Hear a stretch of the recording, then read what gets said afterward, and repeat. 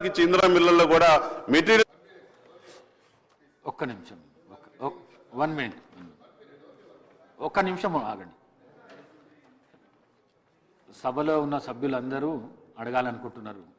గౌరవ మంత్రి గారికి నేను సూచన చేయడం ఏమనగా, ఈ సభ తర్వాత 1 వీక్లో 10 డేస్లను ఈ గౌరవ సభ్యులను అందరిని పిలిచి, ఇది అందరికీ సమస్య ఉన్నది కాబట్టి వాళ్ళని పిలిచి ఒక మీటింగ్ పెట్టి సమస్యను పరిష్కారం చేసే విధంగా ప్రయత్నం చేయాలని తెలియజేస్తూ, మరి అదేవిధంగా నా నియోజకవర్గంలో కూడా డబుల్ బెడ్రూమ్ల సమస్య ఉన్నది.